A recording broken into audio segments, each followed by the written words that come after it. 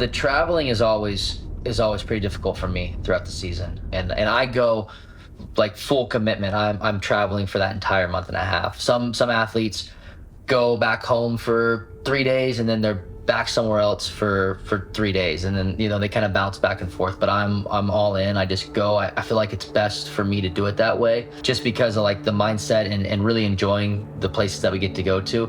Because whenever you're just going there for 2 or 3 days just racing it, you don't really get to enjoy the beautiful spots around the world that we're able to travel to and race in.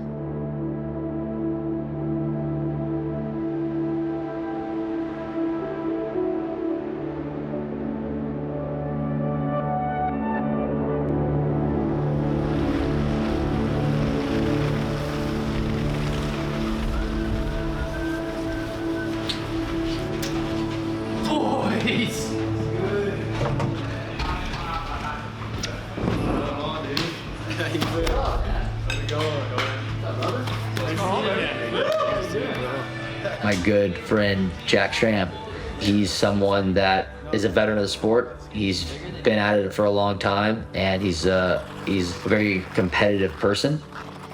Brittan, we just hit it off. We got a lot of interest, and like, he's the type of guy like you call up and he's just down for anything. What first got me into ice cross is I saw it on TV, but I was still playing ice hockey, and it was the same season as ice hockey. So when I graduated from college and I wasn't competing anymore, I needed something to, kind of fulfill my need to compete. Outside of racing, he's just a happy, curious person. On the track, he's extremely tunnel vision, focused on his line, his path, not really concerned with everyone around him. Yeah, that's a lot. Dude, we definitely got it. You left me hanging at the airport.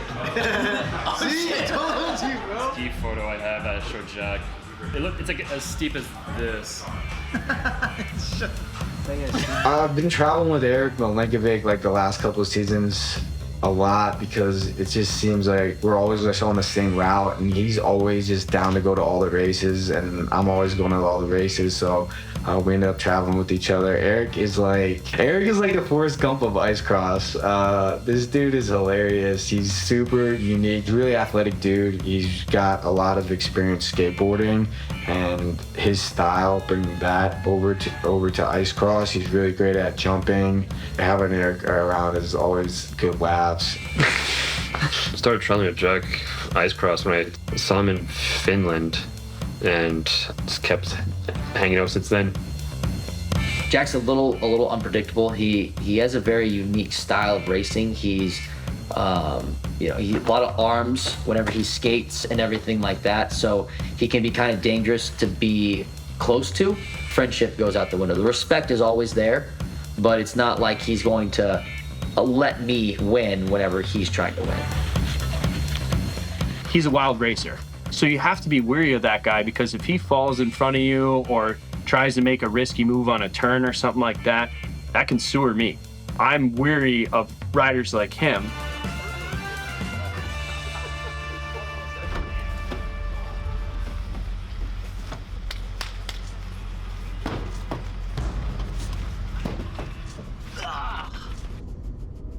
While we were in Mont de Lac in Wisconsin, there was a race going on in Austria and then one in France.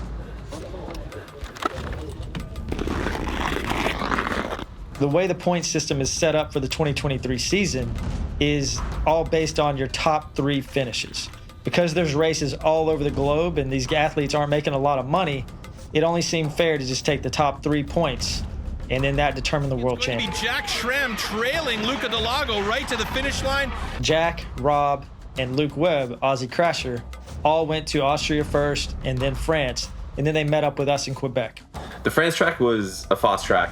It was a bit sketchy. Racing in the Alps, probably unreal. Like, you look out to the track and you just see French Alps and just a badass track in front of you. And it's kind of sad that when you're on the track, you're only focused on the track, because it would be, I think if you took a step back, it'd be quite impressive to actually take in where you're skating to that point. Austria went all right. That's definitely not my style of track, but I don't know, the first race, kind of dusting off the cobwebs, getting in the groove.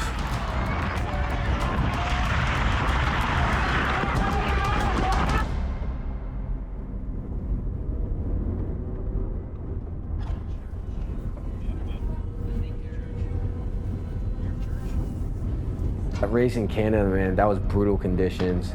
It was probably the coldest race I've ever raced in or we've ever had an ice cross, definitely the windiest, and visibility was very low.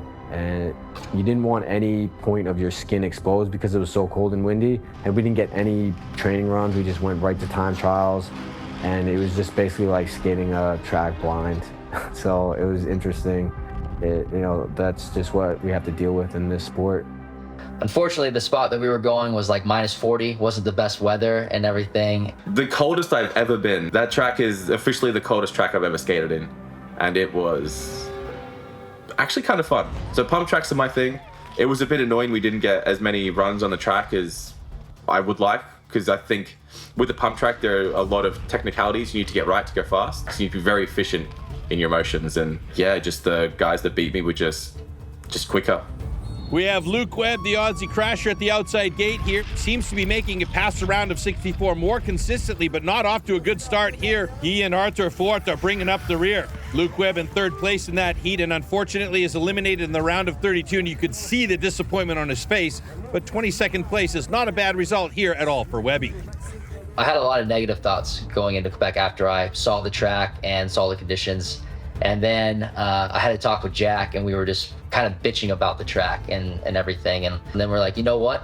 This is something different. This is something maybe we're not good at. So let's take that as a challenge and go out there. And we're racing here regardless. So we need to make the best out of it. The wind's so high.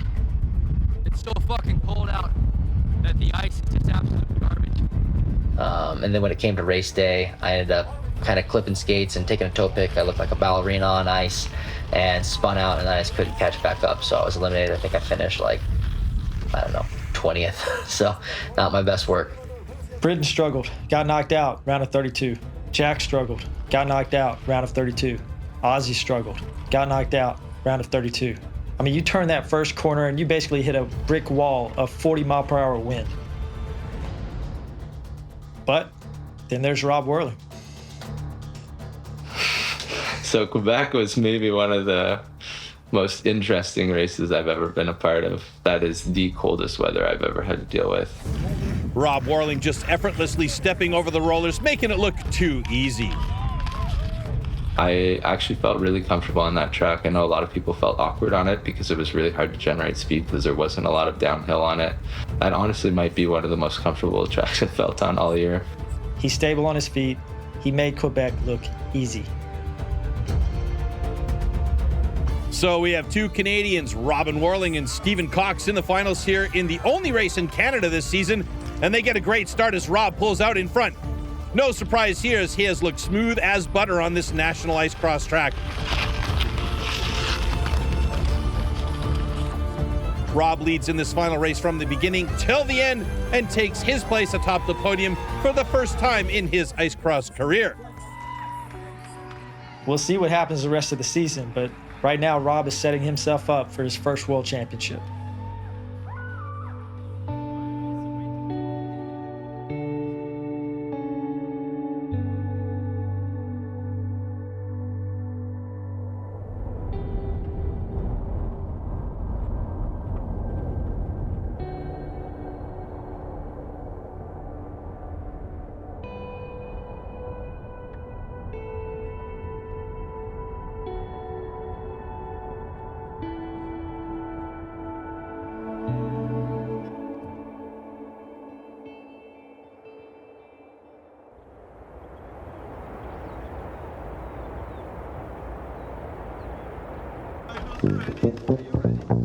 My name is Robin Worling. I'm 26 years old, and this is my 6th season competing in ice cross.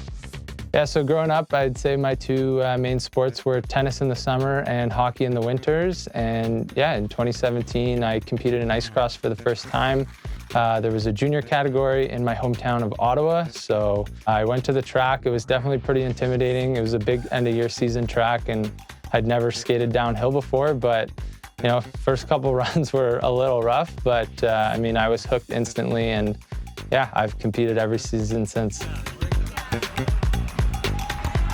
So obviously there are some difficulties with ice cross. It definitely requires a lot of time and a lot of travel, but I've been fortunate enough to kind of mold a career around ice cross. I create content full time now. Although I got to travel pretty far and spend a lot of time going to these races, I can create some pretty incredible content while doing so.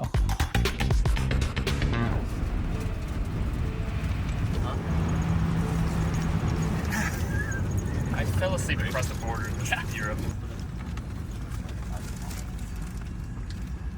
Look innocent.